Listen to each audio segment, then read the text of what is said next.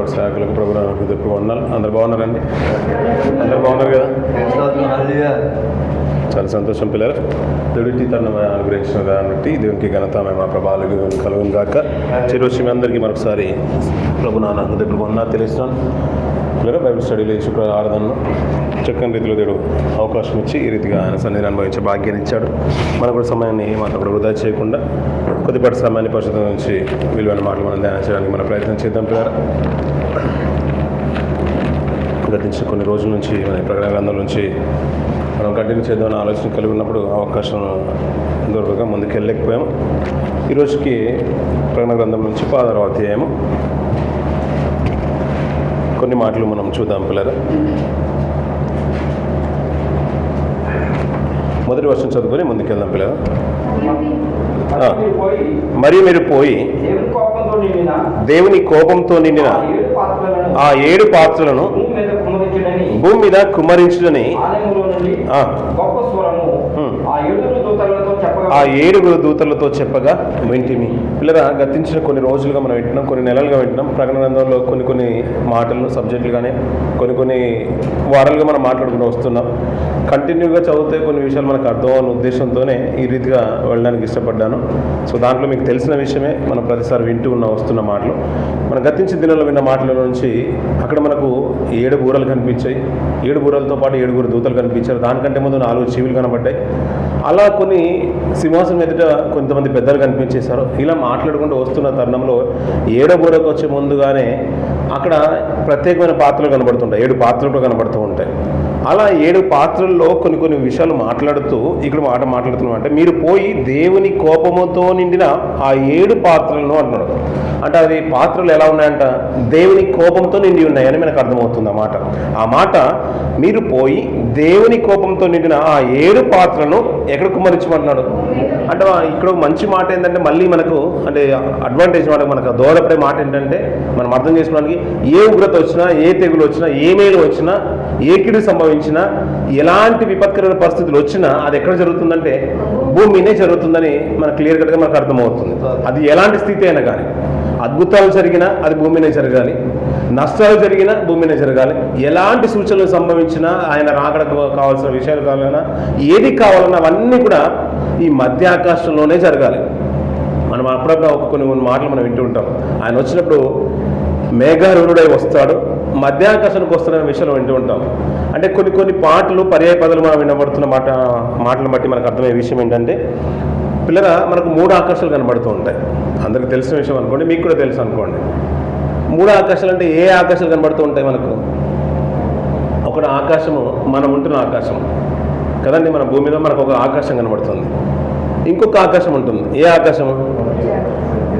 మనం ఉన్నదే మధ్యలో అంటున్నాను నేను. మనం ఉన్నదే భూమి మధ్యలో ఉంది. మన భూమి కింద పాతాళ లోకం ఉంది. అంటే ఎక్కడుంది అన్నట్టు? ఎక్కడున్నది? భూమి క్రింద ఉంది. అంటే అది 3 లోకాల గురించి మాట్లాడుకున్నప్పుడు కానీ, ఆయా సందర్భంలో మనం లాజర్ సందర్భం మాట్లాడుకున్నప్పుడు కానీ, ధనవంతుడు లాజర్ సందర్భం మాట్లాడుకున్నప్పుడు కానీ ఆ ప్రస్తావన వస్తుంది. భూమి క్రింద ఒక 2 భాగాలు ఉన్నాయంట. అక్కడ నెమ్మది పొందే స్థలం ఉంది, యాతన పడే స్థలం ఉంది. అంటే భూమి క్రింద పాతాళ లోకం అనే ఒకటి ఉంది. అదొక లోకంగా పరిగణింపబడింది. నేను అన్నమాట కాదు, మీకు అందరికి తెలిసిన మాట. పాతాళ లోకము అంటున్నాడు.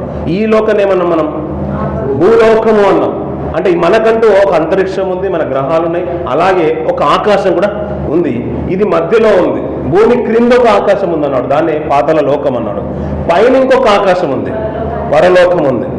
అది మొట్టమొదటి ఆకాశం అయితే, మొట్టమొదటి లోకం అయితే, దాని తర్వాత మధ్యలో ఉందే భూలోకము. ఇదే మధ్యాకాశం అన్నాడు. ఆయన వచ్చినప్పుడు ఏంటంటే భూమి మీదకి లిటరల్గా భూమి మీద రాకపోయినా భూభాగంలో మనకు పైన కనబడుతున్నప్పుడు అది మధ్యాకాశం అంటున్నాడు. అంటే భూమి మీదకే వస్తున్నాడు అనే సూచన ఎలా ఉంటుందంటే కొన్ని సందర్భాల్లో అర్థం చేసుకోవాల్సింది ఏంటంటే, ఇది మధ్యాకాశం అంటే మొత్తం ఆకాశం అని కాదు. విషయం ఏంటంటే దాన్ని బాగా అర్థం చేసుకోవడానికి ప్రయత్నం చేయాలి. ఆయన వచ్చినప్పుడు భూమి మీదకి వస్తారనే విషయం మనకు అర్థం అవ్వాలి.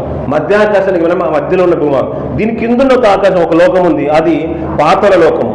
అంటే ఆయన వచ్చినప్పుడు పాతాళ లోకానికి రాడు అన్నట్టు. ఆల్రెడీ అక్కడికి వెళ్ళేసి వచ్చినవాడు ఆయన, అంతే కదండి. వెళ్ళాడా లేదా? దీంట్లో కూడా సందేహం ఏమైనా ఉందా? వెళ్ళాడు కదా. ఆయన శిలువ మరణంకి వెళ్ళినప్పుడు, ఆయన మృతి నొందినప్పుడు అక్కడి నుంచి నీవు నాతో కూడా పరదేశంలో ఉండు అని దొంగతో పలికిన మాట అప్పుడు మనకు తెలుసు. అక్కడ నుంచి తిరిగి మూడో దినం లేకపోయినప్పుడు ఆయన ముట్టుకోవడానికి ఒక స్త్రీ వచ్చినప్పుడు, అమ్మ నేను తండ్రి యొక్క యుద్ధకు ఎక్కి వెళ్ళలేదు అని మాట్లాడుతున్నాను. అంటే అంతకుముందు ఎక్కడ ఉన్నాడంటే పరదేశంలో ఉన్నాడని మనకు అర్థమవుతుంది. తిరిగి మూడో లోకానికి అంటే ఆయన వచ్చినప్పుడు ఏంటంటే మధ్యాకానికి వస్తాడు. ఆయన అక్కడి నుంచి పాతాళ లోకం నుంచి భూమి మీదకి వచ్చి ఇక్కడ నుంచి మహిమ శరీరాన్ని ధరించుకొని తండ్రి దగ్గరికి వెళ్ళిపోయిన తర్వాత తిరిగి వచ్చి అనేకులకు తన రుజువులు కనపరిచినట్టుగా మనకు తెలిసి ఇంచుమించు 40 రోజులు భూమి మీద సంచరించినట్టుగా మనకు తెలుసుకున్నారు.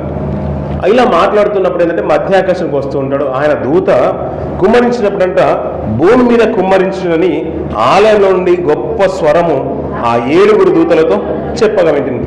ఇలా చెప్పినప్పుడు పిల్లల 7 దూతలు మళ్ళీ ఒక ప్రాధాన్యత సంతరించుకుంటున్నారు అక్కడ.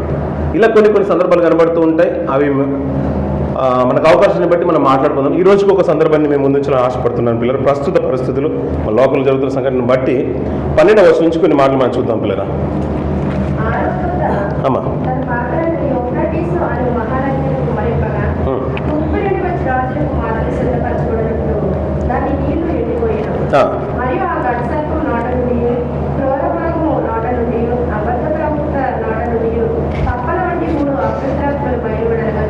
సరిపోతుంది పిల్లలు. ఇక్కడ చూడండి పిల్లలు, 6వ దూత తన పాత్రం అంటే తనకంటూ అంటే 7 దూతలకు 7 బూరలు ఉన్నాయి. ఆ తర్వాత 7వ బూర ఊదకంటే ముందుగానే 7వ బూర వచ్చినప్పుడు మళ్ళీ 7 దూతలు 7 పాత్రలు కనబడుతున్నాయి.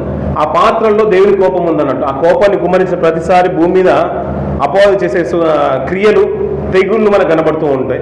ఈ 6వ దూతను ఆ దూత తన పాత్రను యూఫ్రటీసు అను మహానది మీద కుమ్మరింపగా తూర్పు నుండి వచ్చిన రాజులకు మార్గం సిద్ధపరచబడినట్లు దాని నీళ్లు ఎండిపోయాను. మరియు ఆ ఘట సర్పము నోట నుండి, క్రూర మృగము నోట నుండి, అభక్త ప్రవక్త నోట నుండి కప్పల వంటి 3 అపవిత్రాత్మలు బయలువెడగా చూసింది. ఎక్కడో సందర్భంలో అదే మాట చూసినట్లయితే పిల్లరా, మరియు ఆ ఘట సర్పం నోట నుండి, క్రూర మృగము నోట నుండి, అబద్ధ ప్రవక్త నోట నుండి, ఈ 3 సందర్భాల్లో వాటి 3 విషయాలు ప్రస్తావిస్తున్నాడు ఆయన. ఒక మాట ఏం కనబట్టింది మనకు? ఘట సర్పం కనిపించింది, క్రూర మృగము నోట నుండి అన్నాడు, అబద్ధ ప్రవక్త. అంటే ఇప్పుడు 3 వేరు అంటారా? మనకు ఆ భావమే అర్థం చేసుకోవాలంటే ఘట సర్పం అన్న అపవాది, అబద్ధ ప్రవక్త అన్న అపవాది. ఈ సందర్భంలో అంటే ఈ లోకంలో ఉన్న అపవాది సంబంధితుల గురించి మాట్లాడుతున్న మాట కాదు. అక్కడ ఏంటంటే సాతానికి ఉన్న పర్యాయ పదాలు తెలియజేస్తున్నాడు. ఆ ఘట సర్పము, క్రూర మృగము, అబద్ధ ప్రవక్త నోట నుండి కప్పల వంటి 3 అపవిత్రాత్మలు బయలువెడలుగా చూసింది. మళ్ళీ కప్పల ప్రస్తావన తీసుకొస్తున్నాడు అక్కడ. ఈ మాట ఎందుకు అంటున్నాడంటే కప్ప గురించి మనకు బాగా తెలుసు పిల్లరా. కొన్ని చేపలు ఉంటాయి చూసారా పిల్లరా, అవి నీటిలోనే బ్రతకగలుగుతాయి. అలాగే కొన్ని జంతువులు ఉంటాయి, అది భూమినే బ్రతకగలుగుతుంది. కానీ కొన్నిటికి ప్రత్యేకమైన స్థానం ఉంటుంది. అందులో పాము ఒకటి, అది నీటిలో బ్రతకగలుగుతుంది, భూమి మీద కూడా బ్రతకగలుగుతుంది. అలాగే కప్పలు కూడా దీనికి ఏమంటే ఉభయచర జీవులు అంటారు. మనం చిన్నప్పుడు నేర్చుకునే వాళ్ళం, అందరు గుర్తుంది అనుకుంటున్నాను నేను. నేర్చుకున్నారు కదండి మీరు అందరూ. దానికి సర్జరీ కూడా చేసి ఉంటారు మీరు, బహుశా చేయలేదా? ఆ రోజు చేసేవారు, కప్పకు సర్జరీ చేసి మరీ నేర్పించేవారు. ఇవన్నీ మర్చిపోయి అప్పుడు గుర్తు చేయండి, జ్ఞాపకం చేస్తాను మీకు. కప్ప కూడా సర్జరీ చేసేవాడు. అంటే ఇవి భూమి మీద బ్రతకగలుగుతాయి, నీటిలో కూడా బ్రతకగలుగుతాయి. అలాగే ఈ అపవాదం ఎలాంటి వాడు అంటే ఆయన తన లోకంలో తన వారి దగ్గర ఉండగలుగుతాడు, దేవుడు ప్రజలు అనుకుంటున్న వారి మధ్యలో కూడా ఉండగలుగుతాడు. వారికి ఉన్న లక్షణాలు లాంటివి. సర్పంతో ఎందుకు పోల్చడంటే సర్పంకున్న దాని ప్రభావం ఎలాంటిదంటే అది దాన్ని చూస్తేనే చాలా మందికి భయం కలుగుతుంది. అది లోకంలో కూడా తన వారిని ఇట్టే వశపరుచుకున్నట్టుగా పాము కంటే అది లోకంలో ఉండగలుగుతుంది, నీటిలో ఉండగలుగుతుంది, అలాగే బయట కూడా ఉన్నట్టుగా అది సమాజంలో ఉండగలుగుతుంది, దేవుని సమాజంలో కూడా ఉండగలుగుతుంది. దానికి అంత ఘోరమైంది, క్రూరమైందనే భావం మనకు అర్థం అవడానికి. సర్పం అంటే సర్పం వచ్చింది కదా అవ్వ దగ్గరికి, అలాగే ఇక్కడంటే కప్పలంటే కప్పలు వచ్చింది కాదు. అంటే వాడికున్న లక్షణాలు ఒకటేంటంటే వాడు ఎక్కడైనా ఉండగలుగుతాడు. మనం వాడిని గుర్తించడమే ప్రాముఖ్యం. అలా కప్పల వంటి అక్కడ చూడండి పిల్లల 3 అపవిత్రాత్మలు. అలా వాడి దగ్గర ఏంటంటే అపవిత్రాత్మలు చాలా ఉన్నాయని నాకు తెలుసు. వాడు యుద్ధం చేయగా ఓడిపోగా ఆకాశం నుంచి చాలా మందిని తీసుకుని వచ్చినట్టుగా మనం ఆయా గ్రంథంలో మనం చూస్తూ ఉన్నాం. అదే ప్రకటన గ్రంథంలో చూస్తున్నాం. ఇంకా మాట్లాడుతూ తన తోకతో 3వ భాగాన్ని అక్కడి నుంచి లాక్కొని వచ్చేసినట్టు. అంటే తన సమూహం చాలా గొప్పది అనే విషయం మనకు అర్థమవుతుంది. గతించిన దినాల్లో మనం మాట్లాడుకున్నాం. ఒక ఆత్మ బయలు వెళ్ళిపోయిన తర్వాతనంట మరేడు ఆత్మల్ని తీసుకుని వచ్చినంట. అలా ఒక్కరికి 7 ఆత్మలు అయితే ప్రపంచ జనాభా 800 కోట్లకు 7గురిని మల్టిప్లై చేసుకున్నా కానీ వాడి దగ్గర విస్తారమైన సైన్యం ఉందని మనకు విషయం మనకు అర్థం అవ్వాలి పిల్లలు. అంటే చాలా మంది వాళ్ళ దగ్గర ఉన్నారు, వాళ్ళ సేవకులు ఉన్నారు అనే విషయం మనకు అర్థమవుతుంది. ఇంకా కిందికి కొన్ని మాటలు మాట్లాడుతూ చూడండి పిల్లలు. 3 అపవిత్రాత్మలు అనగానే 3 అన్నది వాటి పేర్లు ఏంటని ఆలోచించొద్దు పిల్లలు. అంటే వాడు తన ఆత్మను పంపిస్తున్నాడు అనే విషయం మనకు అర్థం అవ్వాలి. అవి సూచనలు చేయనట్టి దయ్యముల ఆత్మల దేవుల ఆత్మలండి, దయ్యముల ఆత్మలు. అంటే వాటి దగ్గర ఉన్నాయన్నీ కూడా ఏంటంటే ఆ పవిత్ర ఆత్మలు వాళ్ళు చేసే కార్యాలు ఎలా ఉంటాయి, అలాంటి కార్యక్రమాలే వాళ్ళు చేస్తారు. దయ్యముల ఆత్మలే. అవి సర్వాధికారి అయిన దేవుని మహాదినమున జరుగు యుద్ధములకు లోకమందంతటా ఉన్న రాజులను పోగు చేయవలని. ఇక్కడ చూడండి పిల్లల, అంటే ఇక్కడ మంచి మాట చెప్తున్నాడు. అంటే 6వ దూత తన పాత్రను ఎత్తి భూమి మీద యూఫ్రటీస్ నది పరిసర ప్రాంతాలు పోసినప్పుడు అంట అక్కడ విషయం అని అర్థమయ్యే మాట ఏంటంటే అక్కడ నుంచి జరుగుతున్న సంఘటనలు అన్నీ కూడా ఏంటంటే ఈ అపవిత్ర ఆత్మ మహాఘట సర్పము, ఆదిమ ఘట సర్పమైన దాని నుంచి అంట కొన్ని ఆత్మలు బయలు వెళ్ళాయంట పిల్లలు. అవి ఏం చేస్తున్నాయంటే సర్వాధికారి అయిన దేవుని మహాదినము జరుగు యుద్ధమునకు లోకమందంతటా ఉన్న రాజులను పోగు చేయాలని వారి యుద్ధకు బయలు వెళ్ళి అంటే రాజులను ఏం చేస్తుందంట, అది పోగు చేస్తుందంట. దేని కొరకు? ప్రభు యొక్క రాక జరగబోతుంది. ఆ రోజు జరగబో మహాయుద్ధముకు ఈ రాజులందరినీ కూడా పోగేస్తుందంట.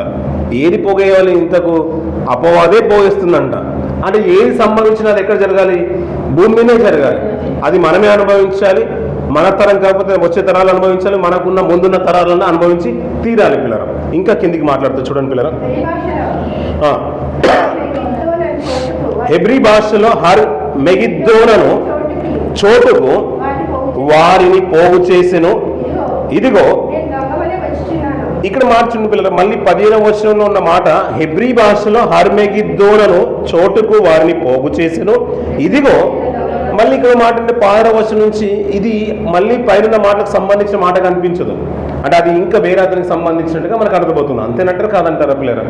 మనకు విడదీసినప్పుడు అర్థమయ్యే మాట ఏంటంటే పైన మాటలు ఒక యుద్ధానికి అపవాది తన క్రియలు కనపరుస్తుంది. ఎలా కనపరుస్తుంది అంటే ప్రభు యొక్క మహారాకడ కొరకు భూమి మీద రాజులందరూ కూడా సిద్ధం చేస్తుందంట. ఆ యుద్ధం పేరేమనంటే హర్ మెగిద్దోను అంటున్నాడు పిల్లలు. ఇది చరిత్రలో ప్రపంచంలో మనం ఎక్కడ వెతుకున్నది ఇది చాలా ఫేమస్ యుద్ధం. దీని గురించి మనం ఎక్కువగా వింటున్న మాటలు హర్ మెగిద్దోను యుద్ధం గురించి. దాని గురించి ఆయా గ్రంథాలనే పుస్తకాలు కూడా మనం అనేకులు రచించిన దాఖలాలు కూడా మనకు కనబడుతూ ఉంటాయి.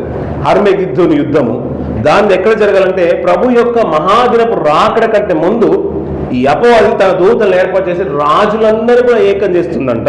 ఆ ఏకం చేసిన సందర్భాన్ని చెప్తూ ఇదిగో నేను దొంగ వారి వచ్చుచున్నాను, తాను దిగంబరుడుగా సంచరించినందున జనులు తన దిశములను చూతుడేమో అని మెలుక ఉండి తన వస్తువుని కాపాడుకున్నవాడు ధన్యుడు. ఇదిగో నేను దొంగ వల్ల వచ్చుచున్నాను అంటాడు. ఎవరు వస్తున్నారు ఇప్పుడు? యేసులో రాబోతున్నారు. దానికంటే ముందు ఒక యుద్ధం జరగబోతుంది అంటున్నాడు. అంతే కదండి, దానికంటే ముందు ఒక యుద్ధం జరగబోతుంది. దాన్ని హర్ మెగిద్దోను అంటున్నాడు. హర్ మెగిద్దోను. హర్ అంటే యుద్ధము, మెగిద్దోను అంటే అది ప్రదేశము, ఒక స్థలాన్ని సూచిస్తుంది. ఇది జరిగిందా జరగబోతుందనే విషయాలు పిల్లల ప్రకటన గ్రంథంలో బేసిక్గా మనకు ఒక మూలవాక్యం ఏంటంటే 1వ అధ్యాయంలో ఆ మాట చూసుకుని ముందుకెళ్ళిన పిల్లలు మొదటి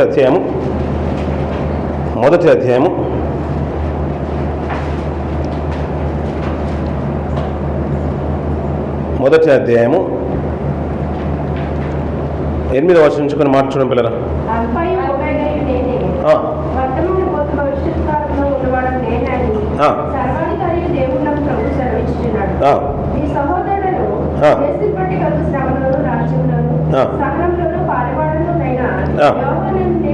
యోహానను నేను దేవుని వాక్యము నిమిత్తమును యేసును గూర్చిన సాక్ష్యము నిమిత్తమును సరిపోతున్నా. అంటే ఎవరు రాస్తున్నారు మాట మనకు అర్థమవుతుంది. మనకు తెలిసిన మాట అనుకోండి. ఎవరు రాస్తున్నారు ఈ మాట? యోహాను గారు రాస్తున్నారు. బాప్తిసం ఇచ్చి యోహాను గారేనా? కాదు కదా. ఎవరు ఈయన? శిష్యుల్లో ఒకరు. ఆయన ఏర్పాటు చేసుకున్న ప్రియమైన శిష్యుల్లో ప్రాముఖ్యమైన వ్యక్తి. అతను ఎక్కడున్నాడంట? పరవాసిగా ఉన్నాడు. ఒక పద్మాసు దీపంలో పరవాసిగా ఉండి రాస్తున్నాడంట. ఆయన రాస్తున్న మాటల గురించి ఈ మాటలు దేని కొరకయ్యా అంటే 2వ వచనం చదువు. మొదటి వచనం చివరి భాగం చదువుతున్నాను. ఈ సంగతులు త్వరలో సంభవింపనై ఉన్నవి. ఆయన తన దూత ద్వారా వర్తమానము పంపి తన దాసుని యోహానుకు వాటిని సూచించండి. ఈ సంగతులు ఎలా ఉంటాయంట? త్వరలో సంభవింపబోతున్నాయి. అతను ఎక్కడుండి రాస్తున్నాడు? పద్మాసు ద్వీపంలో పరవాసిగా ఉండి రాస్తున్నాడు. ఇంకా పరవాసి అంటే ఇంకా చెరసాల్లో ఉండి రాస్తున్నాడు, అంతే కదండి. చెరసాల్లో ఉండి రాస్తున్నాడు అంటే నేను చెరసాలకు వెళ్ళబోతున్నానని రాయట్లేదు ఆయన, వెళ్ళిన తర్వాత అతను రాస్తున్న సందర్భము, అంతే కదండి. అంటే ఆయన కూడా నేను చెరసాల్లో వెళ్ళబోతున్నాను అనే సంఘటన అక్కడ రాయట్లేదు, నేను వెళ్ళాను అక్కడ నుంచి నేను రాస్తున్నాను, ఇది త్వరలో సంభవింపబోతుంది. ఇందులో రాయబడిన ప్రతి మాట త్వరలో సంభవింపబోతుంది. అంటే అతను రాసిన కాలం పిల్లల ఇంచుమించు 98వ సంవత్సరం, అంటే క్రీస్తు శకము. యేసుక్రీస్తు వెళ్ళిపోయిన తర్వాత 100 సంవత్సరం లోపే, ఒక 98 ఇయర్స్లోనే ఈ గ్రంథం అంతా కూడా పూర్తి అయిపోయింది. ఈ ప్రకటన గ్రంథం రాసిన 98వ సంవత్సరం. మనం ఇప్పుడు ఏ సంవత్సరంలో ఉన్నాం? 2025 సంవత్సరంలో. అంటే 100 సంవత్సరం లోపే ఆ మాటలన్నీ కూడా లిఖింపబడినాయి. ఆ రోజుల్లో త్వరలో సంభవింపబోతున్నాయన్న మాట, కొన్ని మాటలు కూడా జరిగిన సందర్భాల్లో కూడా మనకు కనబడుతూ ఉంటాయి ప్రకటన గ్రంథంలో. అవునంటారా కాదంటారా పిల్లలు? దానికి చాలా ఆధారాలు దాంట్లో ఉన్నాయి. నచ్చుకు ఒక మాట, మనకి ఇష్టమైన మాట ఒక మాట చూసుకొని ముందుకెళ్దాం. 5వ అధ్యాయము 4వ వచనం నుంచి కొన్ని మాట చూడండి పిల్లలు. ఆ గ్రంథము విప్పుటకైనను చూచుటకైనను యోగ్యుడు ఎవడనో కనబడనందున నేను బహుగా ఏడ్చుచుండగా ఆ పెద్దలలో ఒకడు, ఏడవకము, దావీదుకు చిగురైన యూదా గోత్రపు సింహం 7 ముద్రలు తీసి ఆ గ్రంథము విప్పుటకై. సరిపోతుంది పిల్లలు. అంటే ఆయన ఎక్కడుండి రాస్తున్నాడు అన్నాను? ఆయన ఎక్కడుండి రాస్తున్నాడు? ఈయన పద్మాసు ద్వీపంలో పరవాసి. ఇంకా నిజం చెప్పాలంటే ఆయన ఆత్మవశుడై దేవుడు దర్శన రీతిగా చాలా విషయాలు చూపించేశాడు. దాంట్లో అతను మాట్లాడుతున్న మాట ఏంటంటే గ్రంథం అంతా కూడా అలాగే రాశాడు. ఇంకా చెప్పాలంటే 7 సంఘాలకు పత్రికలు కూడా అక్కడ నుంచే బయలు వెళ్ళాయి. ఆయన వెళ్ళి స్థాపించిన సంఘాలకి మళ్ళీ పత్రికలు రాస్తుంటాడు. మనం ఆదిలోనే చూస్తుంటాం 7 సంఘాలు, వాటికి ఉత్తరాలు రాస్తుంటాడు. ఇంకా ఆత్మవశుడు అతను పరలోకంలో చూసిన సంఘటనలే కానీ ప్రతి విషయానికి జ్ఞాపకం చేస్తున్నాడు. ఆయన రాసే సందర్భానికి ప్రభువైన యేసు గారు వచ్చారా రాలేదా? వచ్చి వెళ్ళిపోయారు కూడా కదండి. ఆయన వచ్చి వెళ్ళిపోయారు. ఆయన శిలువ మరణం పొందాడు, అనేకులను ఏర్పాటు చేసుకుని తన శిష్యులు ఏర్పాటు చేసుకున్నాడు, శిలువ మరణం పొందాడు, తిరిగి మృత్యుంజడిగా లేచి తన సంఘాన్ని తన శిష్యుల్ని బలపరిచి వెళ్ళిపోయాడు. ఆ తర్వాత సంఘం హింసలు పొందుకునే దాంట్లో భాగంగానే ఇతను పరవాసిగా ఉన్నాడు. అతను ఆత్మవశుడై ఉన్నప్పుడంట, అయ్యో ఈ గ్రంథాన్ని విప్పడానికి యోగ్యుడు ఎవరు లేరని ఏడుస్తున్నాడంట. అయ్యా అలా కాదు అప్పుడు ఉన్నారు, ఆయన ఎవరో కాదు, యూదా గోత్రపు సింహం అంటున్నాడు. ఇంకా కిందికి మాట్లాడుతున్న మాట చూడండి పిల్లల, అదే మాట, గొర్రెపిల్ల వధింపబడినట్టున్న కింది మాట, సింహాసనం వధింపబడినట్లున్న గొర్రె పిల్ల నిలిచుట చూచి తిని అంటున్న పిల్ల. ఎవరంట వధింపబడింది? ఇంకా చాలా మాటలు మనకు ఆధారమైన మాటలు మనకు కనబడుతూ ఉంటాయి. ఆ పాటికి ఏమైపోయింది? వధింపబడింది. అవునంటారా కాదంటారా పిల్లలు? వధింపబడినట్లుండిన గొర్రె పిల్ల అంటే జరిగిపోయిన సందర్భాన్ని కూడా యోహాను గారు రాశారనే మాట మీకు తెలియజేయడానికి మాట చదువుతున్నాను. అవునంటారు కదా పిల్లలు? చాలా విషయాలు, ఇందులో చాలా విషయాలు ఉన్నాయి. ఆదిలో జరిగిన వారి ఐగుప్తు బానిసత్వంలో ఉన్న తెగుళ్ళ గురించి కూడా ప్రకటన గ్రంథంలో మనకు కనబడుతూ ఉంటుంది. మనం అర్థం చేసుకోవడమే, ఆలోచించడమే చాలా ఆలస్యం, అంతే. అది ఇట్టే ప్రతి మాట మనకు అర్థమవుతూ ఉంటుంది, మనల్ని వెన్నంటుంటి ఆత్మ నడిపిస్తూ ఉంటుంది, నిజమే అనిపిస్తూ ఉంటుంది ప్రతి మాట. అలా చదువుకున్న మాటలో నుంచి హర్మెగిద్దోను అన్నాడు. అది మహాదినపు యుద్ధానికంట ఈ ప్రపంచాన్ని, రాజులను రెడీ చేస్తుందంట, పోగు చేస్తుందంట. అది జరిగిపోయిందంటే పిల్లరా కొన్ని వాక్య భాగాలు ఎలా ఉన్నాయంటే, గతించిన దినంలో మనం ఉన్నాం, 4 పెద్దలు, నేను యోగ్యుని ఎవరిని చూడండి, ఆ గ్రంథాన్ని విప్పినప్పుడు అంట, ఒక్కొక్క గ్రంథాన్ని ఒక్కొక్క సీల్ని విప్పుతున్నప్పుడు కొన్ని సంగతులు జరిగాయి. ఆ సీల్ని విప్పుతున్నప్పుడు కొన్ని జరిగిపోయిన వాటిని కూడా సూచించాయి పిల్లరా, జరిగిపోయిన వాటిని కూడా సూచించాయి, కొన్ని జరుగుతున్న వాటిని కూడా సూచించాయి, కొన్ని జరగాల్సిన వాటిని కూడా సూచించాయి. ప్రతి ముద్ద విప్పుతున్నప్పుడు ఒక సంఘటన భూమి మీదకి జరుగుతూనే వచ్చింది. అలాగే నేటి జరుగుతున్న తరుణాలు కూడా రాజులు పోగవుతున్నారంట పిల్లరా. వారు పోగవుతూ యుద్ధానికి సంసిద్ధమవుతున్నారంట. మహాదినపు యుద్ధానికంటే ముందుగా యుద్ధము ఈ భూమి మీద జరగబోతుంది. ఆ యుద్ధము జరగటానికంటే ముందు ఆ అపవాదం ఏం చేస్తుందంటే అందరినీ పోగేస్తున్నారు, రాజుల్ని పోగేస్తున్నారు. మరి ఇప్పుడు ఈ రోజుల్లో రాజులు లేరు కదండి, రాజులు లేరు కదా. ఆయన రాకడ దొంగ వల్ల నేను వస్తున్నాను అంటున్నాడు. ఆయన వచ్చే ముందు ఈ యుద్ధం జరగాలంటున్నాడు, అంతే కదా. వచ్చే ముందు యుద్ధం జరగాలి, నేను అందరినీ పోగేస్తున్నాను. మరి అలాంటి టైంలో ఇక్కడ రాజులు లేరు కదా. ఒకప్పుడు ఆదిలో రాజులు కనిపించేవారు, మనకు చాలా మంది రాజులు కనిపించేశారు, చాలా మంది రాజులు కనిపించారు. మీకు బాగా ఒక్కరి పేరైనా తెలిసి ఉంటుంది రాజులలో, అవును కదండి. బాగా యుద్ధం చేసిన రాజు ఎవరు పిల్లరా? ఆయన ఇంకా చరిత్ర వెనుక చూస్తూ ఉంటే అతన్ల రాజ్యాన్ని ఏలిన రాజు లేనేలేడు. అతనిలో ఉన్న సైన్యాధిపతుల గురించి మాట్లాడుతూ ఉంటే కత్తి పట్టుకుంటే చెయ్యి అతుక్కొని పోయేదంట. అతని సైన్యాధిపతులు అలాంటి శూరులు ఉండేవారు. నిజంగా చెప్పాలంటే అతని అల్లుళ్ళు అలాంటి పాత్ర పోషించేశారు. తన అక్క పిల్లలు, చెల్లెలి పిల్లలు అనుకోండి, సేరియా కుమార్ల పాత్ర కనబడుతూ ఉంటుంది. విరాట పోరాటం చేసేవారు. వారు పరిగెత్తే విషయమే కానీ, యుద్ధం చేసేవారు కానీ, ఒక్కొక్కసారి 1000 మందిని సైతం చంపేవారు యుద్ధంలో, బిల్లు ఎక్కిపెట్టే విషయంలో కానీ. అలాంటి యుద్ధంలో నైపుణ్యత కలిగిన రాజులు చాలా మంది కనబడుతుంటారు. కానీ ఈ రోజుల్లో రాజులు లేరు కదా, రాజులు లేరు కదా, మరి ఎవరిని పోగేస్తుంటారు పిల్లరా? రాజులు ఉన్నారండి ఈ రోజులలో? ఒకవేళ వాక్యానుసారంగా ఆలోచిస్తే, ఆత్మీయంగా ఆలోచించిన రాజులు ఉన్నారంటారు. పేతురు రాష్ట్ర పత్రికలో మనకు ఒక మాట కనబడుతుంది, 2వ అధ్యాయం 9వ వచనంలో. ఎప్పుడన్నా ఆ మాట చదవరండి మీరు? రాజులు కనబడ్డారు మనకు? అంటే జనరల్గా చెప్పాను, ఆధ్యాత్మికంగా ఆలోచిస్తే ఈ రోజుల్లో రాజులు ఉన్నారంటారా? 2వ అధ్యాయం 9వ వచనం తీసారమ్మా ఎవరన్నా? అయితే మీరు చీకటిలో నుండి ఆశ్చర్యకరమైన తన వెలుగులోనికి వచ్చిన ప్రచురం చేయ నిమిత్తము ఏర్పరచబడిన వంశమును, రాజులైన యాజక సమూహమును అంటాడు పిల్లలు. అంటే మనమే రాజులు అంటున్నాడు. అంటే రాజ్యము మనము పాలించకపోయినా రాజులుగా ఉంది తన దృష్టిలో మనమే అంటున్నాడు పిల్లలు. కానీ ఈ రోజుల్లో చాలా మంది దేశాలనే రాజులు, అధికారులు మనకు కనబడుతూనే ఉన్నారు. దేశాలనే చక్రవర్తులు మనకు కనబడుతూ ఉన్నారు. ఆయా దేశానికి ఆ రాజులు, ప్రధానమంత్రులు, ప్రైమ్ మినిస్టర్లు, ప్రెసిడెంట్లు చాలా మంది మనకు కనబడుతున్నాడు. ఇది అపవాది ఏంటంటుందంటే తన వారందరికీ కూడా పోగేస్తుందంట. అలా పోగేసిన తరుణంలో దానికి పేరు పెట్టిన పాట ఏంటంటే మెగిద్దోను అన్నాడు. యుద్ధము జరుగు ప్రదేశాన్ని సూచిస్తుంది. అంటే యుద్ధము, మెగిద్దోను అంటే స్థలము, ప్రదేశం అన్న పిల్లల. ఒక మాట ప్రకటన గ్రంథము చివరి పుస్తకంలో కాబట్టి లాస్ట్కి వచ్చేయండి పిల్లల. మనకు కొన్ని మ్యాప్లు కనబడుతుంటాయి, కనిపించండి. కొందరు బైబిల్లో ఈ మధ్య రావట్లేదు పిల్లల, చాలా ఎక్కువ పేజీలు వచ్చేసాయి. పాత గ్రంథంలో మనకు 3-4 మ్యాప్లు కనబడుతూ ఉంటాయి. 4 మ్యాప్లో నుంచి 2వ మ్యాప్కి వచ్చాను పిల్లల. 2వ మ్యాప్లో ఇశ్రాయేల్ గోత్రాలను సూచించే పటం కనబడుతుండేది.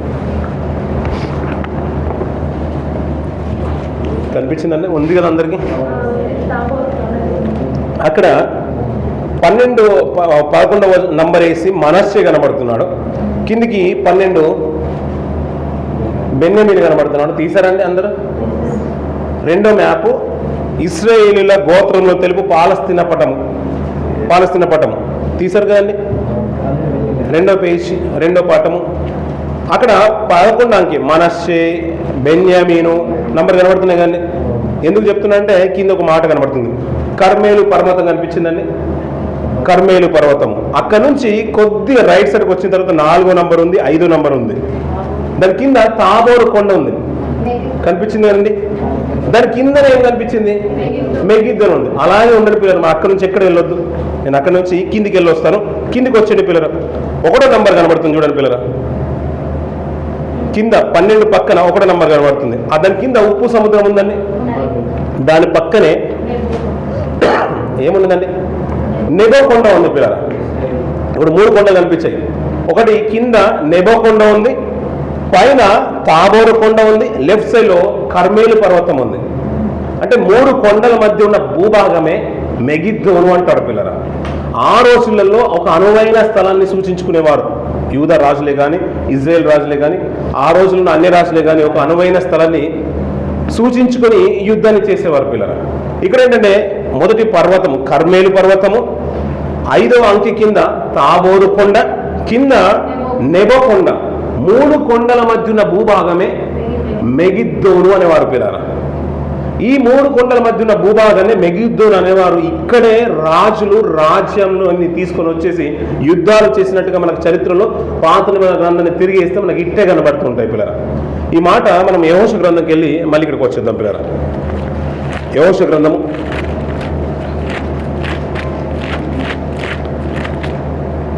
17వ అధ్యాయము 11వ వచనం నుంచి కొన్ని మాటలు మనం చూద్దాం పిల్లరా. 191 పేజీ పిల్లరా. 11వ వచనం. ఇస్సాకారీయుల ప్రదేశంలోను,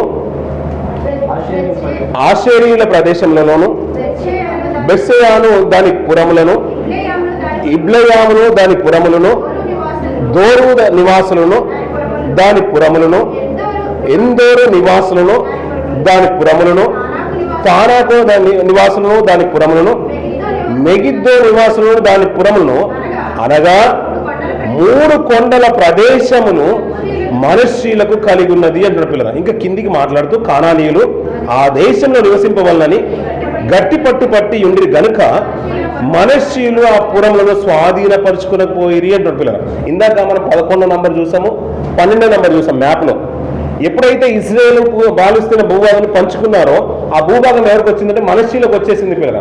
భూభాగం మాత్రం అంటే భూభాగాన్ని పంచేశారు, కానీ మనష్యులు బలంగా లేనందున కానానీయులు బలిష్ఠులు అయిపోయారు, గట్టిగా పట్టుబట్టారంట ఈ భూభాగాన్ని మేము ఇచ్చేదే లేదని. అలా యుద్ధం జరిగినప్పుడు ఈ మనష్యులు ఆ భాగాన్ని సంపాదించుకోలేకపోయారంట, ఎందుకంటే వీరి యొక్క సామర్థ్యం తక్కువగా అనిపించింది. ఆ మెగిద్దో అంటే 3 కొండల మధ్య ఉన్న భూభాగమే మెగిద్దో అన్నాడు పిల్లలు. ఇక్కడ మనష్యులు భూభాగాన్ని పంచుకున్నప్పుడు మనష్యులకు వచ్చేసిందంట పిల్లలు. ఇంకా మాట్లాడుతూ ఇది ఎక్కడ కనబడుతుందంటే మనకు న్యాయాధిపతుల గ్రంథంలో కనిపించింది. ఆ మాట కూడా చూద్దాం పిల్లలు. న్యాయాధిపతుల గ్రంథము 1వ అధ్యాయము, న్యాయాధిపతుల గ్రంథము 1వ అధ్యాయము 27వ వచనం నుంచి కొన్ని మాట చూడండి పిల్లలు. న్యాయాధిపతులు 1వ అధ్యాయం 27వ వచనం. మనష్షీయులు బెత్షెయానును దాని పల్లెలను, తైనానుకును దాని పల్లెలను, దోరు నివాసులను దోరు పల్లెలను, ఇబ్లెయాము దాని పల్లెలను, మెగిద్దో నివాసులను మెగిద్దో పల్లెలను స్వాధీనపరచుకోలేకపోయారు అంటారు పిల్లలు. ఎందుకంటే ఇది భూభాగాన్ని పనిచేశారు, కానీ మనష్యులు స్వాధీనపరచుకోలేకపోయారు. ఎందుకంటే అక్కడ బలంగా వారు కానానీయులు ఇట్టే తిష్ట వేసి కూర్చున్నారు. అంటే భూభాగాన్ని పంచుకున్న తర్వాత ఆ మెగిద్దో పరిసర ప్రాంతాలు అంటే మనకి ఎందుకు ఈ మాట ప్రస్తావన తీసుకొస్తున్నా అంటే, ఇశ్రాయేలు పాలు తెల్ల ప్రపంచ దేశానికి వెళ్ళిన తర్వాత మోషే గారి సూచన మేరకు యెహోషువ వారి నాయకత్వంలో భూభాగాన్ని పంచుకుంటున్నారు. అలా పంచుకున్నప్పుడు ఈ 3 కొండల మధ్య ఉన్న భూభాగాన్నే మెగిద్దోను అన్నాడు. ఆ మెగిద్దో ప్రాంతం ఎవరికి వచ్చిందంటే మనష్షీయులకు వచ్చేసింది. మనష్షీయులు బలంగా లేనందున మిగతా సహకారులు అది వరకు అన్నదమ్ములు సహకరించినందున వారు యుద్ధం చేశారు, కానీ దాన్ని స్వాధీనపరచుకోలేకపోయారు అంటున్నాడు పిల్లలు. మరి అక్కడ యుద్ధాలే జరిగాయి అనే మాట మనకు ఆధారమైన మాట మనకు దొరకడానికి అదే న్యాయాధిపతుల గ్రంథము 5వ అధ్యాయంలో 19వ వచనం నుంచి చూద్దాం పిల్లలు. రాజులు వచ్చి యుద్ధము చేసిరంట. అక్కడ మాట చూసాం కదా పిల్లలు, రాజులు రావాలి ఏకమవ్వాలనే మాట చూసాం కదా. అది చరిత్రకు వెళ్ళినా కానీ పాత నిబంధన గ్రంథం వెళ్ళినా కానీ రాజులు యుద్ధం చేసిన ప్రాంతమే మెగిద్దో అన్నాడు. ఆ భాగంలో రాజులు వచ్చి యుద్ధం చేసిరి. మెగిద్దో కాలువల యొద్దనున్న తానాకులో కానాను రాజులు యుద్ధము చేసిరి. సరిపోతుంది పిల్లలు. అంటే రాజులు ఎక్కడ యుద్ధం చేశారనే మాట కొరకు మనం మాట్లాడుతున్న మాట ఏంటంటే మెగిద్దో పరిసర ప్రాంతంలోనే యుద్ధం జరిగే పిల్లలు. అవి ఎక్కడంటే 3 కొండల భాగము అన్నాడు. 3 కొండలు ఏంటంటే అంటే మీకు రాత్రులు అడిగినా చెప్పేస్తారు. ఇప్పుడు నిద్రలు లేపినా అడుగుతారు. సడన్గా అన్న మధ్యలో ఒక సంఘటన జరిగింది, తప్పు అనుకోవద్దు కానీ ఒక సంఘటన జరిగింది. సడన్గా లేచిపోయి పరిగెత్తారు. ఏంటయ్యా అంటే అదేదో మర్చిపోయారంట. నాకు ఆశ్చర్యం అనిపించింది. ఓపెన్ ఇంకా గ్యాస్ వెళ్ళింది అనుకోలే నేను. సడన్గా ఏదో గుర్తుకొచ్చిందన్న అంటే తప్పేమో అనుకోవద్దు కానీ, అంటే మనకు ఇలా రాత్రికి అడిగినా కానీ మనకు గుర్తుకు రావాల్సిన విషయం ఏంటంటే ఈ 3 కొండల భాగం ఏంటయ్యా అంటే ఏం గుర్తుకు రావాలి మనకు? నాబోరు కొండ గుర్తుకు రావాలి. ఈ పర్వతాలు పిల్లలు ఈ 3 కొండల మధ్య ఉన్న భూభాగమే మెగిద్దో పరిసర ప్రాంతం అన్నాడు. ఈ మెగిద్దో ప్రాంతంలోనే హర్ మెగిద్దోను అన్నాడు. యుద్ధం జరగాల్సిన భూభాగం ఏదైనా ఉందంటే ఈ మెగిద్దో ప్రాంతంలోనే జరగాలన్నాడు పిల్లలు. అది ఇప్పుడు జరుగుతుందా అంటే పాత నిబంధన కాలంలో జరిగింది. ఇప్పుడు కొత్త నిబంధన కాలంలోకి వచ్చిన తర్వాత ఒక మాట అదే మాట చూసుకొని నేను ముగించే ప్రయత్నం చేస్తాను పిల్లలు. 16వ అధ్యాయం 14వ వచనం నుంచి. అవి సూచనలు చేయనట్టి దయ్యముల ఆత్మలే, అవి సర్వాధికారి అయిన దేవుని మహాదినము చెరువు యుద్ధమునకు లోకమంతటా ఉన్న రాజులను పోగు చేయవలని వారి యుద్ధకు బయలు వెళ్ళి ఎబ్రి భాషలో హర్ మెగిద్దోను అను చోటుకి వారిని పోగు చేసెను. ఇదిగో నేను దొంగ వచ్చిచున్నాను. సరిపోతుంది పిల్లల. ప్రభు రాబోతున్నాడు. దానికంటే ముందు రాజులందరూ కూడా ఏకమవుతారు. అక్కడ ఒక యుద్ధము జరుగుతుందనే మాట నిశ్చయము పిల్లల. మనకు సూచనలు కూడా ఎలా ఉన్నాయంటే రానున్న కాలంలో ఒక తీవ్రమైన యుద్ధము ప్రపంచాన్ని వేధించబోతుంది, కబలించబోతుందనే విషయం మనకు అర్థమవుతుంది పిల్లల. అవును కదండి పిల్లలు. గతించిన 3 days ముందంట పిల్లల యుఎస్ ఎక్కడైతే తన స్థావరాలు ఉన్నాయో కంప్లీట్గా తన మేజర్స్ కానీ మిలిటరీ ఆర్మీ అంటే దానికి సంబంధించిన అందరూ కూడా ఒక భూభాగంలో మనము హీరోషిమా నాగసాకి పరిసర ప్రాంతాల్లో అందరూ కూడా ఒకేసారి ఇంచుమించు ప్రపంచంలో అన్ని దేశాల్లో తన మిలిటరీ స్థావరాలు ఉన్నాయి. ఈ మధ్య కాలంలోనే గతించిన ఆఫ్ఘనిస్తాన్ నుంచి కానీ యుఎల్ ఫుజిరా ప్రాంతంలో నుంచి కానీ అలాగే ఖత్తర్ పరిసర ప్రాంతంలో నుంచి కానీ తన ఆర్మీని తిరిగి తీసేసుకుంది. కానీ ప్రపంచంలో ఓవరాల్గా కంప్లీట్ చేసిన మెజారిటీ ఆఫ్ ద పార్ట్ అంతా కూడా వాళ్ళు ఆక్రమించేస్తారు. అంటే ఆధిపత్యం మాది, అగ్రరాజ్యం మేమని తన ఉనికి అతనుకున్న జీడిపిలో ఇంచుమించు పిల్లల 25% ఆర్మీ మీదే ఇన్వెస్ట్ చేస్తుందంట. తనకు వచ్చే రాబడిలో అంత తన ఇన్కమ్ అంతట్లో కూడా కంట్రీకి వచ్చే ఇన్కమ్ అంతట్లో కూడా ఎక్కువ మట్టుకు 25% అంతా కూడా ఆర్మీ మీద పెట్టి ఇన్వెస్ట్ చేస్తుంది. దానికి కావాల్సిన ప్రతీది కూడా సదుపాయాలను కూడా నిలబెడుతుంది అన్నట్టు. అంటే ఒకవేళ యుద్ధమే కనుక వస్తుంటే మేము ఏ విషయంలో కూడా తగ్గేది లేదు, ఏ విషయంలో కూడా మేము ఓడిపోయే దానికి ఆస్కారమే లేదు. ఎందుకంటే వారికి ఉన్న వాంఛ ఏంటంటే మాది క్రిస్టియన్ కంట్రీ, మేము అందరి మీద ఆధిపత్యం చేయాల్సిన బాధ్యత మాకే ఉంది, మేమే అగ్రరాజ్యమని దాన్ని ఫీల్ అవుతుందంట పిల్లరా. సింహము రాజు అనుకుంటుంది అంట, సింహము రాజు అని తనకు తానే అనుకుంటుందంట పిల్లరా. తను ఎవరు పేరు పెట్టి నువ్వు రాజు అని ఎవరు చెప్పలేదంట, ఎవరు చెప్పలేదంట. అది అలా అనుకుంటుంది కాబట్టి మిగతా వాటి అన్నింటిలో కూడా నేనే రాజు నాకు గర్జనను చూసి ఎంత పెద్దదైనా కానీ ఎంత చిన్నదైనా కానీ భయపడిపోతూ ఉంటాడు పిల్లలు. అలాగే అగ్రరాజ్యాలు కూడా అలా ఉన్నాయి పిల్లలు. అన్నీ కూడా ఎలా అయిపోయాయంటే ప్రపంచాన్ని నేనే వేయలేదన్నట్టుగా అన్ని దేశాలు కూడా అలా ఏకమైపోతున్నాయి. ఇంకా రాకడకు సూచనలు, ప్రభు రాకడకు సూచనలు చాలా త్వరితంగానే వస్తున్నాయి, చాలా జరుగుతున్నాయి. దానికంటే ముందు జరగబోయే విపత్కర పరిస్థితులు కూడా మనల్ని ఇట్టే అలర్ట్ చేస్తున్నాయి. అంటే ఈ సూచన జరిగిందంటే రానున్న రోజుల్లో ఇది జరగబోతుందన్న విషయము మనకు అర్థమవుతూనే ఉంది పిల్లలు. నిజంగా ఇదేంటంటే పిల్లల కొన్ని జరిగిపోయిన సంఘటనలు ఎలాగైతే ప్రకటన గ్రంథంలో ఉన్నాయో అలాగే జరుగుతున్న సంఘటనలు కూడా ప్రపంచంలో మనకు కనబడుతూ ఉంటాయి. ప్రకటన గ్రంథంలో జరిగిపోయిన సంఘటనలు కూడా ప్రకటన గ్రంథంలో లిఖింపబడ్డాయి, అవి నేటికి మనం చూస్తూనే ఉన్నాం. అలాగే పిల్లలు ఈ యుద్ధము ఒకే రోజు ప్రారంభమయ్యేది కాదు, కొన్ని సంవత్సరాల నుంచి జరుగుతూ వస్తున్న యుద్ధ పరిసరాలు పిల్లలు. చివరికి వచ్చేసరికి అంతంకు వస్తుంది, అది మహాయుద్ధపు సూచనలు. దానికంటే ముందు అంటే ఆ యుద్ధం ముగిపోయే కంటే ముందు ప్రభు రాడు అనే విషయం మనకు అర్థమవుతున్నాయి. ఇంకా ఆయన దొంగ వలె వచ్చుచున్నాడంటే ఆయన వచ్చిన తర్వాత మనం అనుకుంటాం ఒక మాట, ప్రతిసారి అనుకుంటాం. అంటే మనము గతించిన కొన్ని సంవత్సరాల నుంచి వింటున్నాం అనుకోండి, ఒకటి ఎర్రని పెయ్య ఎక్కడ దొరికిందంట, మీకే బాగా తెలుసు పిల్లలు. ఒకటి ఎర్రని పెయ్య దొరికిందంట పిల్లలు. ఎవరికి దొరికిందండి? ఇజ్రాయెల్ దొరికిందంట పిల్లలు. అది దొరికిన దాన్ని వధించిన దినం రాగానే, అది వధించగానే మన వెంటనే ప్రపంచ యుద్ధం ముగిసిపోతుంది. అందులో 3వ దేవుడి మందిరం కట్టబడుతుంది, యేసువారు వస్తారనే విషయాలు మనం ఎక్కువగా వింటున్నాం పిల్లలు. ఇంకొక కొన్ని మాటలు మనం మత్తయి సువార్త ఎండింగ్కి వచ్చేసరికి ప్రభు రాకడ సూచనలు ఎక్కువగా మనం విన్నాం. ఆయన వస్తున్నాడు అన్నాడు. లూకా సువార్తకు వచ్చేసరికి కూడా అవే ఎక్కువ విన్నాం. మార్కులో కూడా మనం విన్నాం. ఇప్పుడు యోహాను చివరికి వచ్చేస్తున్నాము. మనకు కూడా తటస్థించే మాటలు ఏంటంటే ఆయన రాకడ త్వరగా అంటే రాబోతుందనే విషయాలు మనం వింటున్నాం. ఇంకా మత్తయి లూకాలో ఎక్కువగా చూసే మాటలు ఏంటంటే ఆయన దొంగ వలె రాబోతున్నాడు, త్వరగా అది ఎప్పుడో తెలియదు. ఆ రాకడ సూచనలు ఇలా ఉంటాయని, భూకంపాలు, యుద్ధాలు ఇవన్నీ జరుగుతాయని అనే విషయాలు మనకు అర్థమవుతుంది. అంటే ఎప్పుడు జరుగుతుందో మనం అప్పుడప్పుడు మన ప్రార్థన కూడా ఎలా ఉంటుందంటే, అయ్యా మీరు రేపు కనుక వస్తే, ఈ రాత్రి కనుక వస్తే నువ్వేమైపోదు అనే మాటలు మనం వింటూ ఉంటాం, మనం హెచ్చరిస్తూ ఉంటాం, మనం కూడా ప్రార్థన చేస్తూ ఉంటాం పిల్లలు. అంటే ఒక రాకడ, ఒక తటిష్టమైన స్థలాన్ని, ఒక ఇయర్ని మనకు సూచించట్లేదు. 2022లో అంతం వస్తుందన్నారు, 2024లో వస్తుందన్నారు, 2025 బిగినింగ్లో వస్తుందన్నారు. కానీ అంటే మనకంటే ఒక ఇయర్ ఫిక్స్ అయి ఉన్నట్టు మాత్రం మనకు అర్థం అవ్వట్లేదు, అంతే కదండి. అది ఎప్పుడైనా జరగచ్చు. అలాగే యుద్ధం అది ఎప్పుడో ప్రారంభమైపోయింది పిల్లల. ఈ హర్మేగిద్దోన్ అనే యుద్ధం ప్రపంచాలు ఎప్పుడైనా చూడండి పిల్లల, మనం ఇండియా పాకిస్తాన్తో ఎప్పటి నుంచో యుద్ధం చేస్తూనే వస్తుంది. ఈ మధ్య కాలంలో ఆగిపోయింది. మనం చిన్నగా ఉన్నప్పుడు కార్గిల్ వార్ గురించి ఎక్కువగా మనం వినేవాళ్ళం పిల్లలు. ఫ్లడ్కాలు పట్టుకొని మనం రోడ్ల మీద తిరిగిన సంఘటనలు కూడా ఉన్నాయి. అక్కడ చనిపోయిన వారికి వీరశవంల గురించి స్తూపాలు నిలబెట్టేసి వారికంటూ మొనమెంట్లు కట్టి మరి అంటే పెద్దగా మనం సెలబ్రేట్ చేసిన విషయాలు కూడా మనకు కనబడుతూ ఉంటాయి. అంతెందుకు పిల్లరా, యుక్రెయిన్ వార్ గురించి మనం ఎక్కువగా విన్నాం. కొన్ని సంవత్సరాలు కోవిడ్ ఇలా ముగిసిందో లేదో యుక్రెయిన్ వార్ స్టార్ట్ అయిపోయింది. గజనీ మహమ్మద్ దాడి గురించి మనం అప్పట్లో విన్నాం, దానికంటే ఎక్కువగా రష్యా దాడి చేస్తూనే ఉంది దాని మీద. అది గెలిచింది లేదు, ఇది ఓడిపోయింది లేదు. ఇలాంటి సంఘటనలు కొన్ని సంవత్సరాలు మనం వింటూనే ఉన్నాం పిల్లరా. ఈ మధ్యకాలంలో ఇజ్రాయెల్ గురించి మనం చెప్పనక్కర్లేదు. మనం అలా అనుకుంటాం పిల్లరా, ఇజ్రాయెల్ మంచి దేశమైనా, ప్రజలు మంచివారైనా, లీడర్ మంచోడు కాదు. అతని గురించిన రియాలిటీ మనకు అర్థం అవ్వక ఏదో మనం అనుకుంటాం, కానీ మనోడు మంచి కాదు, అతని క్యారెక్టర్ మంచిది కాదు. అతనుకున్న మొత్తం కరప్షన్, అతను అంతా కూడా కరప్షన్ చేసి చేసి అతని మీద ఇంచుమించు కొన్ని 100 కేసులు ఉన్నాయి. ఆ విషయం మనకు అర్థం అవ్వదు. దాన్ని కప్పిపుచ్చడానికి మనడు ప్రతిసారి ఏదో విషయంలో దాడి చేస్తూనే ఉంటాడు. అలాంటి సంఘటన కూడా దాని వెనకాల అది కూడా ఉంది. అమెరికా అతని వెనకాల నిలబడ్డది కాబట్టి అందులో ఉన్న అంతర్గత కమిటీ అతని మీద ఎక్కువగా ఒత్తిడి తీసుకుని రాలేకపోతున్నారు నెతన్యాహు మీద.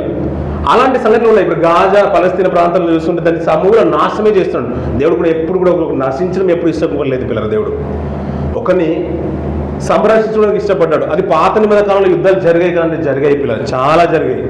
కానీ ఎలీషా గారి కాలంకి వచ్చేసరికి శత్రువులకు భోజనం పెట్టి మరి పంపించిన కాలాన్ని మనం చూస్తూ ఉంటాం పిల్లల. ఈ రోజుల్లో ఇజ్రాయెల్ మనం అనుకుంటాడా, కోపం ఉంటే సూర్యుడు అస్తమించే వరకు నిలిచుండొద్దు అని అంటాడు పిల్లల. అలాంటిది దేశాన్ని చంపుకుంటూ నీ స్థావరాలను ఆక్రమించుకొని దేవుడు ఎప్పుడు చెప్పలేదు పిల్లలు. అది పాత నిబంధన కాలం పిల్లలు. అక్కడే రాజులు మారిపోయారు. తరాలు మారుతున్న కొద్దీ తీరు మారని కూడా ఇజ్రాయెల్ తరాలు మనకు కనబడుతున్నాయి. కానీ ఎప్పుడు యుద్ధ వాతావరణం జరుగుతుంది కదా. దీన్ని యుద్ధం ఎందుకంటే ఎక్కడైతే యుద్ధ స్థావరాలు జరుగుతున్నాయో, యుద్ధం జరుగుతుందో అది ఇప్పుడు కాదయ్యా ప్రారంభపడ్డది, ఎప్పుడో ప్రారంభపడ్డది. అన్నీ కూడా జరగాల్సిన సంఘటనలే లేవు పిల్లలు ప్రకటన గ్రంథంలో. అది జరుగుతూ ఉంది.